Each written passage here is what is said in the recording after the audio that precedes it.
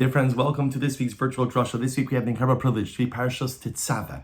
And in this week's Parasha, we continue in the journey of the creation of the Mishkan with a specific focus on the Big Day Kahuna, the unique clothing worn by the Kohanim during their service in the Mishkan and later on in Meretz Hashem and the Beis HaMikdash. But the Parasha actually begins not with a discussion regarding Big Day Kahuna, but instead begins with a discussion regarding the Shemen Zayis Zach, the need to create olive oil, pure olive oil, virgin olive oil, for use in the menorah. And the Torah says, the opening pasuk in the parasha, V'yata Titzaveh b'nei Yisrael. Now you, Moshe Rabbeinu, command Klal Yisrael, V'yikchu elecha shemen zayis zach. Take for yourself pure olive oil, kasis lama'or, that's crushed in order to create light, laha'alos ner tamid, in order to go ahead and create an everlasting light.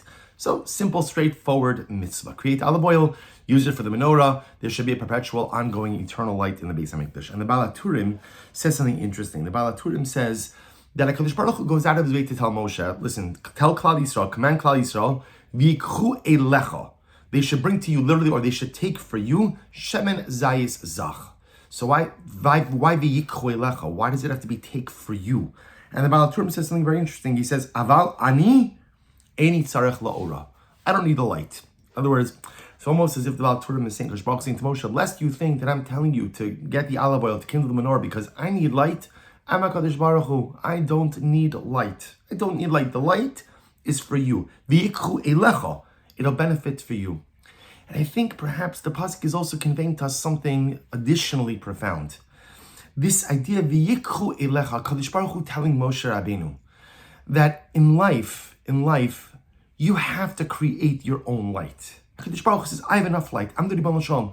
I'm past, present, future, omniscient, omnipotent, omnipresent, all these things. Kadosh Baruch Hu says, I have light because I get to see the entire continuum of the universe. And Kadosh Baruch Hu says, I know, as Kadosh Baruch Hu, I know that Gamzula Tova. I don't just say it, I know it. I know that everything is going to be okay.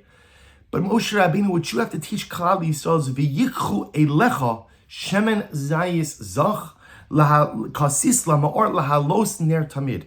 A person in life has to find their shemen zayis zach. You have to find your olive oil. You have to create your own light. Because life could sometimes be overwhelming. And life could sometimes be difficult. And life could be challenging. You have to find your oil. You have to find your shemen zayis zach kasis lama'or, because you have to create your ner tamid.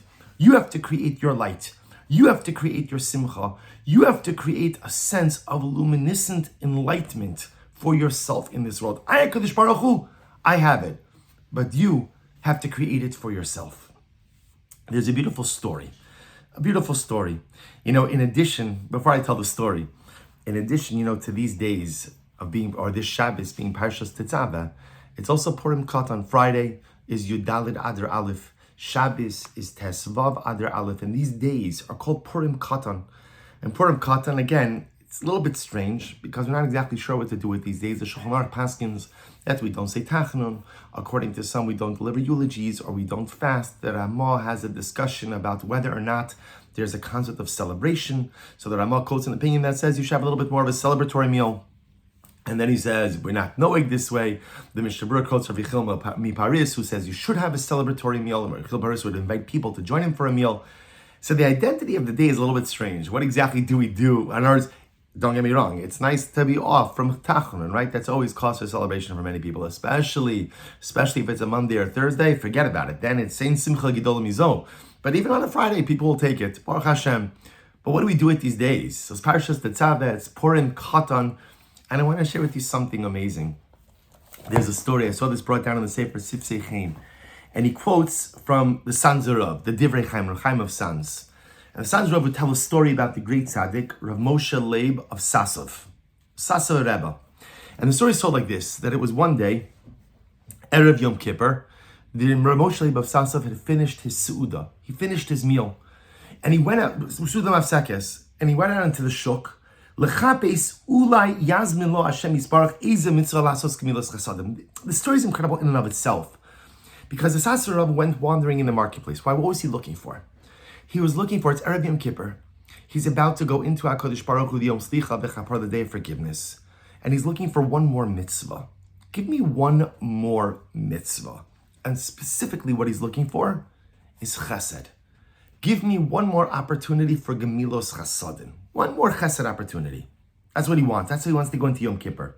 You find this by many of the Rebbes, that in the moments before Yom Kippur, when they were looking in an effort to kind of tilt the scales in their favor, they were always looking for a chesed, always looking for some interpersonal act that they could do to shift the balance of merit in their direction, in their favor. So the Titzaveh Rebbe is out in the marketplace looking for a chesed. He stumbles upon an ani, a poor person, and he asks the man, would you like a l'chaim? You look a little down, you look a little upset, you look a little down, you look, you're an ani.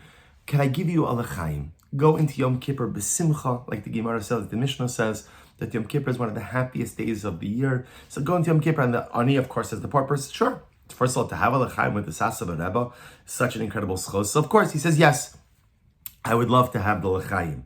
So gives him the l'chaim. So again, he says, takes him to a home, or takes him to happen to make a l'chaim together. Afterwards, Moshe Yosef says to the man, he says, would you like to try even a better l'chaim? In other words, I gave you a whiskey. Would you like to try something even better than whiskey? You see, here in Baltimore, south of the Mason-Dixon line, we call that thing better than whiskey. We call it bourbon. Okay, but he was still going and offering him whiskey. Would you like to try even a better whiskey? Even a better whiskey? The man says, of course. So Moshe Yosef takes the man to the distillery. And they're the high-end distillery in town. And they're distilling all of these different spirits. And he orders for the ani a glass of the finest whiskey. And the ani again makes a l'chaim, drinks the whiskey, delicious. His spirits lifted, and again ready to go into Yom Kippur with a little bit of a renewed sense of optimism. So the ani turns to Moshe Yosef, and he says, Rebbe, could I ask you, why didn't you just bring me here first? In other words, I appreciate the first l'chaim that you gave me. It was fine. It was beautiful. It was wonderful. And if that would have been it, I would have said Dayenu, I would have said fantastic, beautiful, such a schos. But apparently you knew that you were going to take me to this distillery, right? You knew that you were going to give me this better whiskey, these finer spirits. So why didn't you just bring me here first? And I want to quote you from the story. He responded, Ratzisi lasos lecha nachas ruach, shetisod libcha terem bo'echa hina. I wanted you to be happy before you came to the distillery. I wanted you to feel a sense of contentment even before you had that second l'chaim. Meaning what? Moshe Yosef says, listen, had I brought you into this distillery first, you were still a bit sebrachen. You're a little bit broken, a little bit downtrodden, a little bit upset, a little bit down on yourself. So he gave you the first l'chaim. The first l'chaim, so to speak, took the edge off of your circumstances. The first l'chaim, again, lifted the weight a little bit off you, right? It was like the kos shel tanchum, in the cup of consolation that the Gemara Maseches Katan describes they would give to Avelim. They would give to mourners on the way back from the Levaya. So again, this was your kos shel tanchum, and took the edge off a little bit. And then when you came into the distillery and you had the second l'chaim, you mamish enjoyed it. Had I brought you right into the distillery, again, you would have been still like a little bit broken, a little bit upset, and you would have had the l'chaim, but it wouldn't have had the same effect on you. But now, you came into the distillery with the first l'chaim under your belt, and now you're really able to enjoy, to fully savor the beauty of that second l'chaim. That's the story. And I thought, what an incredibly dramatic idea.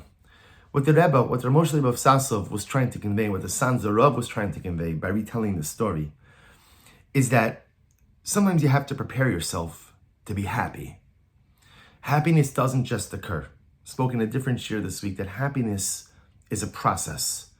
But I think I want to say it a little bit differently. Happiness is a choice. A person has to choose to be happy. We make the mistake of thinking that happiness is the result. Happiness is the state of being when everything you want falls into place. Happiness is a state of being which occurs when everything you want materializes the way you want, how you want, when you want. Well, however, here's the challenge. If that's the definition of happy, if that's what happiness is, we're never going to be happy. Because no one ever has a life where every single thing falls into place exactly how you want it, when you want it, where you want it. That's not life. That's not the human condition. That's not the way HaKadosh Baruch Hu structured our time here in this world. Life is a series of peaks and valleys. And even when you're at a peak and everything is great, it's never a situation where everything is great. There's always something. There's always something. So how does a person become happy? Happiness is a choice. Happiness is me sitting myself down, so to speak, and saying, you know what? There may be a lot of stuff that's broken, but there's also a lot of really beautiful things. But maybe there's more broken than beautiful. It's possible. But how do you want to approach life? How do you want to approach your circumstances? Who's the you want to create? What is the emotional disposition that you want to adopt for yourself? Happiness is a choice. I choose to be happy, or I choose to be unhappy. Now, some of you may think, you know what? That's such an oversimplification, right? Silber, he's discounting all of the difficulties and all the trials and tribulations of life. No, I'm not. Even with all the trials and tribulations, which we all have in different degrees and different measures, you make a choice whether or not you want to adopt a disposition of happiness. And I think that's what Moshe Leib of Sasa was trying to teach this guy. You know, when you walked into the distillery, walking right into that, you wouldn't have been ready for it because you weren't in a state of simcha. The first l'chaim, that was your that kind of put you in a mindset so that when you were able to walk into this distillery, gewaldig, incredible, beautiful, wonderful, you were able to put yourself in a real, because you chose happiness earlier on. Or maybe to say a little bit differently, from Moshe Leib of Sasov, that first l'chaim for this ani, that was the Shemen Zayis Zach Kasis Lama'ar. That's the thing I'm going to do to myself. I'm not encouraging people to utilize l'chaims as a way to find their simcha. Again, this is just metaphorical. But the idea over here is that first l'chaim, that was your Shemen Zayis Zach Kasis Lama'ar. That was the moment when you made your decision. Your decision. That was the vehicle. I'm going to be b'simcha. I don't want to be miserable. I don't want to be upset. I don't want to walk around sabracha. I don't want to wear all my troubles on my sleeve. And then when you walked into the second distillery, right, or the first distillery, you had the second l'chaim, then lahalos ner tamid. Then you were able to find simcha. Simcha is a choice. Dear friends, there comes a time in life where a person has to ask, do I want to be happy? And my happiness cannot be dependent and cannot be contingent on all of the other things. I want a shidduch, and I want parnasa, and I want refu, and I want my kids to be happy, I want my marriage to be good. Okay, we all want all of those things. But if you're going to wait to be happy until all of those things fall into place, then you're never going to be happy. Happiness is a choice. We make a choice to focus on the good. We make a choice to focus on the beauty. We make a choice to have that l'chaim. We make a choice to have that shemen zayis zach kasis lama'ar. Focus on that thing that brings you light. And if you do that, lahalos ner tamid, you'll find simcha. You'll find happiness in life. And this is why Kadosh Baruch Hu is saying, Moshe Rabbeinu, v'yikrei lecha. Moshe, tell them, they got to find their light. They got to find their l'chaim. They have to find their shemen zayis zach kasis lama'ar. They have to find the ability to be b'simcha. Mi HaKadosh Baruch Hu, I'm always b'simcha. But Moshe, you have to teach them that happiness is a choice, and they have to choose simcha. And friends, I think this maybe is the yesod of Purim Katan as well. You know, the whole yesod of Adar is mishenichnas Adar marbim b'simcha. We go into Adar, and again, there's a proliferation of joy. If you want to have a lebedig and simchadik Purim, the first thing you have to do is choose simcha. Ubacharta, Kadosh Baruch Hu says, bacharta b'chaim. Choose life. And add on, ubacharta b'simcha. Choose to be happy. Choose to be happy. And maybe that's the avoda of Adar Aleph. Maybe that's the avoda of Purim Katan. That comes this Friday, comes this Shabbos. You know what? I'm making a conscious decision to be happy. I'm not ignoring my problems. I'm not wishing them away. But I'm choosing not to allow them to define the emotional equilibrium of my existence. I am choosing simcha.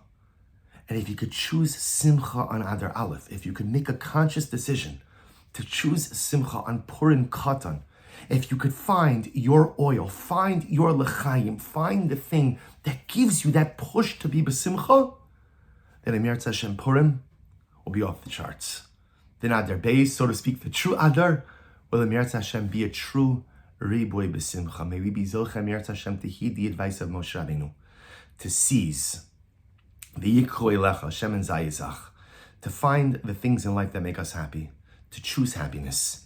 May we zoche me'eretz Hashem to make this a Purim Katan that is not just marked by the omission of Tachnun and the absence of fasting or eulogies, but to make this a Purim Katan in which we choose simcha, we choose the l'chaim, we choose to define ourselves and to define our lives by the beautiful things that are happening. And in that schus, may we zoche me'eretz Hashem to enter into Adar Beis girded and filled with beautiful simcha, and may that riboy simcha, may that proliferation, amplification of beautiful joy follow us in the months ahead as well, for us and for all of Am Yisrael. Wishing everyone a good Erev Shabbos and a beautiful Shabbos Kodesh.